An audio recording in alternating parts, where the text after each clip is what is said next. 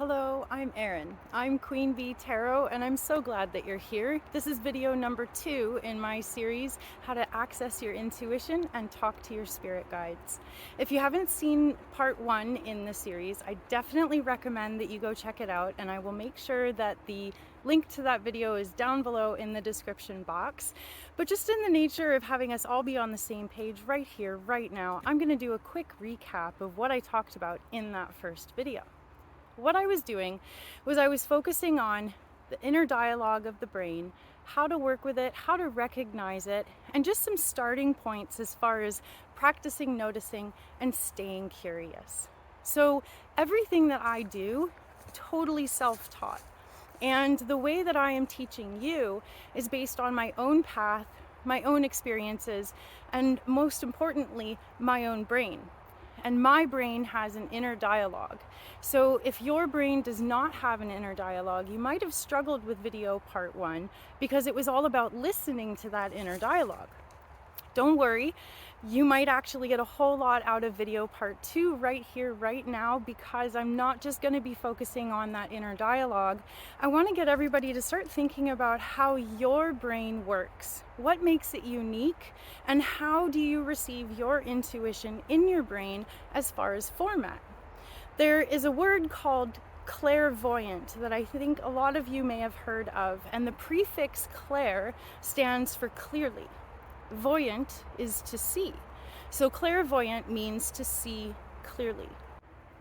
The reason I was saying that if you don't have an inner dialogue that you might actually get a lot out of this video, if you have clairvoyancy, what that means is that you clearly see inside of your mind's eye.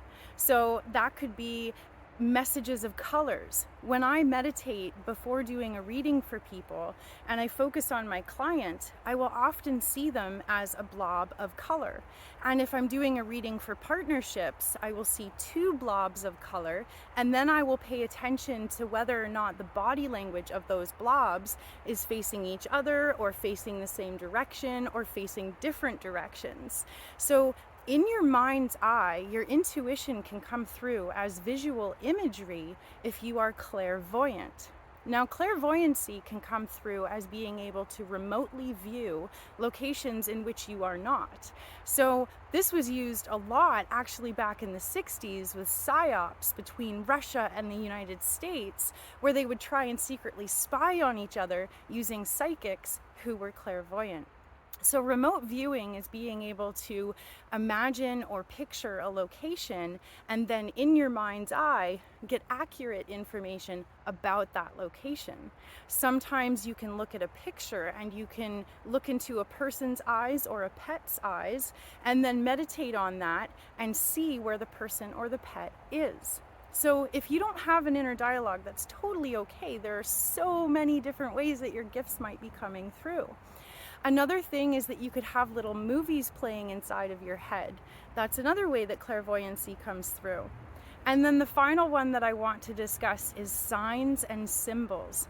This is something that comes through for me a lot when I'm doing readings, is I will get signs and symbols like an ice cream cone or a birthday cake to symbolize that the person I'm tuning into is having a birthday. Maybe in my mind's eye, I will see a number or a shape. And what is happening there is that our guides, our higher self, our angels, our spirit team, they work with signs and symbols that they know we are going to personally recognize. So I will be shown things that will have personal associations for me, and it might not be things that would represent something to somebody else. And so then my job is to translate, what do those messages, those signs and symbols mean? What could they possibly represent? And what are they connected to?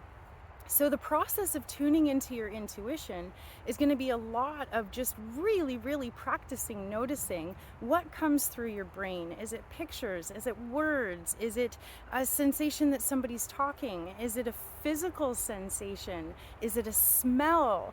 I forget the name for that one, but there's a clair that has to do with smelling things, and a lot of psychics report that when they work with spirits that have passed on, they will smell that spirit. So don't worry if you don't have an inner dialogue. Just pay attention to the things that come through your head and then see what you can do to translate their meaning, their associations based on your personal experiences. If you're totally lost as to what a symbol might mean, you could look it up on Google, but again, what you find on Google might not match your personal experience. And our angels really work hard to give us things that they know we will personally understand. And a lot of us have in our heads that there's just kind of like a couple of particular ways that people are psychic or people have gifts. And when we don't have gifts that look just like that, we think, oh, I just don't have gifts. And that's something I hear a lot. I had a woman tell me, oh, I definitely don't have an intuition. And I always chuckle when people say that because I always have a couple of questions. My first question was, are you a mom? And she said, yes. And I said, do you know that feeling, even when your kids aren't anywhere near you, where you just kind of know how they're doing or you know what they're up to? Maybe they're even getting into something. And she says, well, yeah, I know that feeling. That's your sixth sense. That's your intuition. So our intuition, what I want to talk about in this video is our intuition is going to come in a variety of different forms. Some of us have just a couple of these forms. Some of us have intuition that comes through in a lot of these forms, or maybe just one. So let's talk about the clairs. We all know clairvoyant as clearly seeing. But there's also claircognizant, which means clearly knowing. And it's that sense, like a mother, where we just kind of know stuff, even without any evidence, without anybody telling us. But here's where it gets tricky, the without evidence part. Our intuition is often just a sense of knowing. And if we're told all our lives that we have to have evidence for what we think or how we feel, then we may have learned to discount our intuition, maybe just kind of tune it out. Because if we had a gut feeling about something, or how often in your life have you felt deeply uncomfortable around somebody, but you had to tolerate being around them, so you turned off that gut feeling about them so that you could make pleasant company or work together or whatever the situation was. So throughout our lives, we learn to just kind of tune out our intuition because it's not valued, it's not encouraged, and there's not really any evidence behind what we know or we see. So we've talked about clairvoyant, claircognizant. There's also clairaudient. Now, when we were talking about the inner dialogue and tuning into your intuition and perhaps even your spirit guides by listening to your inner dialogue, and of course this is only going to apply for people who have the inner dialogue, but what I wanted to talk about is that when we're tuning into our inner voice, it always sounds like us. And that's something that used to really trip me up when I was learning about intuition. Is I had it in my head it was going to sound different, but it doesn't, sort of. What you'll notice if you start really digging into your inner dialogue is that the ego tends to kind of fill the brain. That inner storyteller, the physical sensation of the inner storyteller being activated, it, in my experience, it kind of fills up the entire brain. Whereas the inner yucky voice that Freud would have called the id, that one often kind of takes a lower part of my brain. I feel it a little bit down here. And when I'm communicating to my higher self or my spirit team, I actually hear it like right here or right here. So that's what I wanted to encourage you to do, is start noticing the physical sensations that you experience when intuition comes in. And this is going to work even if you don't have an inner dialogue, because what you may notice is a physical sensation in your body, even if you don't have thoughts about it. You may just feel kind of pulled in one direction or the other. You might have your gut tighten up when you think about a situation or a person. And those are all really, really, really important pieces of evidence that our inner self and our higher self are trying to give us to assist us in our day-to-day life. So if we start practicing noticing, and if we really stay curious, we're going to notice not just the inner dialogue, but physical sensations, and then also sensations behind that inner dialogue if you have it. The other thing that I noticed is that my yucky voice, well, it always has kind of like a low voice, almost like a man's voice, but it's my voice. And then my higher self is a much more higher tone. It's calm, it's quiet, it's peaceful, and it feels lighter and it responds quicker. Whereas the yucky voice is going to be heavier. There's going to be sensations behind it. It's heavier. It makes my stomach feel yucky. Those sorts of things. And when we tune into that, when we practice noticing and we stay curious, what I would encourage you to do is have a journal. So I was just telling you the story about the mom who thought she didn't have intuition, but she does. Another thing that I heard after my first video was someone who said, oh, I don't have intuition, but I have these crazy dreams and they often predict the future. And I went, what? That's totally your intuition. So your intuition might not even come in during the waking hours. Maybe your intuition comes in a form that is special and it only comes at nighttime when you're dreaming. I've also heard a lot of people say, when I'm driving, I hear messages. So any kind of activity where you're focused, you're concentrated, but at the same time, the movements that you're doing, like when you're driving or perhaps exercising, the movements that you're doing, because they're second nature, it creates this calm vibration, this peaceful, energetic space, usually, unless you're stuck in traffic. But for the most part, driving can be a very zen activity. So can exercise, so can walking, so can running. People talk about that, like the runner's high. When your body is doing autopilot motions, it creates this space where the body is busy. The storyteller is busy because it's too busy focused. Our ego is too busy focused on directing this activity. And then the brain almost gets to slip away. In a sideways, it's there, but it's open and it's peaceful and it's unobstructed. So when we're driving, when we're doing exercise, any kind of mindless activity, downloads can happen. I have a friend who tells me that she can talk to spirits, loved ones that have passed away, when she's driving, but no other time. So I encourage you to love and respect and work with your brain instead of against it. As we practice noticing and we stay curious, how do you experience your gifts and your intuition and your messages come through? So in my own psychic development, I have blocked myself by expecting my gifts to come in one particular form. That's all I'm looking for, and I miss everything else. So that's what I'm encouraging you to do. Stay open to all the different ways that your gifts might be coming through and presenting themselves, and you don't even know it.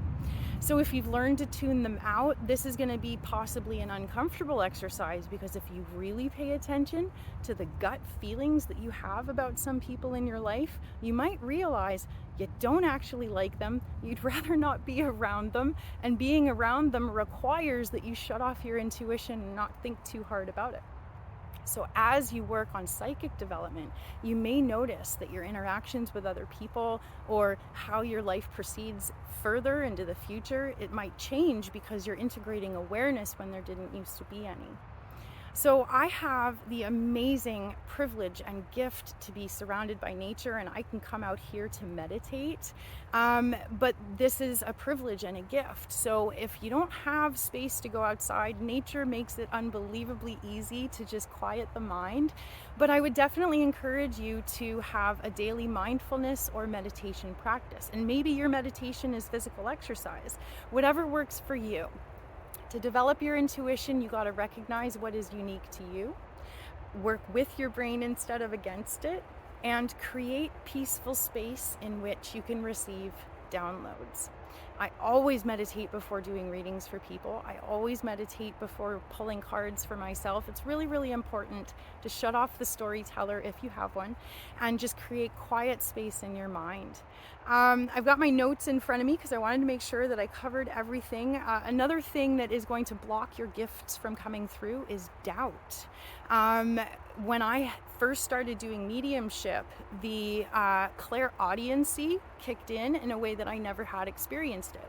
So my inner voice and my higher self sound like me, but when I started channeling spirits, it often is in their voice. And that is a form of clairaudience, hearing clearly. It's a gift I didn't even really know I had, but when I started really tuning into it, my first reaction was to doubt it. Oh God, that's stupid. I'm making that up. I totally made fun of myself, and boom, it shut off. And then to reactivate it took effort and work. So you have to trust yourself And doubt is going to block your abilities. Just in theater, we would call it suspension of disbelief. So if you can just suspend your disbelief for a little bit and hold space, more downloads will come through. Doubt will block it. Negative self-talk, depression. The mental health piece is really, really important, because if we are working with an inner dialogue and your inner dialogue at any point suggests that you harm yourself or other people, that's actually a critical mental health emergency that you need to seek professional help with. It is not a positive inner voice. It's not your higher self. It's not the right direction to go in. So mental health is really, really important. We all go through some really challenging times. And in my personal experience, I've gone through trauma, despair, depression, stress. It happens. So the other thing is, we can't expect more of ourselves or our brains beyond what we are capable of. So we're going to have good days and bad days. When I do readings, it's challenging if I am asked to do a reading during a time when I'm really stressed out. Then I have to work extra hard to meditate and hold space and get myself into a place of peace. Our intuition works when we're in a place of peace. And so don't be hard on yourself if your life or your mental health is challenging you in a way that it's making it really hard to be peaceful. Intuition has to be channeled when we are capable. So don't expect any more than you're capable of. Just be kind and compassionate to yourself as you learn. Let's see, journal what you feel, journal what you experience. Note your physical sensations. Note which part of your head the inner dialogue comes from, if you have it. I'm just making sure I'm covering everything here. Creating a safe space within your mind, doing meditation or mindfulness, so important. Try to do it on a daily basis. If morning works for you, great. If evening is better, that's totally fine. Whatever works with your energy and your brain. And drugs and alcohol, always going to get in the way and make it really fuzzy up there. So living a healthy lifestyle is also going to be really, really important. Do what's best for you. And the point of my video today was to encourage you to recognize your unique gifts. I hope this was helpful. I hope this was a great starting point. Thanks again for being here. If you have any questions or feedback, comment below, and I'd be happy to cover viewers' topics in my next video. I love hearing the input. It helps me channel my message in a way that is most helpful. So I'm Erin, I'm Queen Bee Tarot. Like and subscribe to make sure that you follow all of my updates and videos, and I hope you have an amazing day. Mwah! Bye!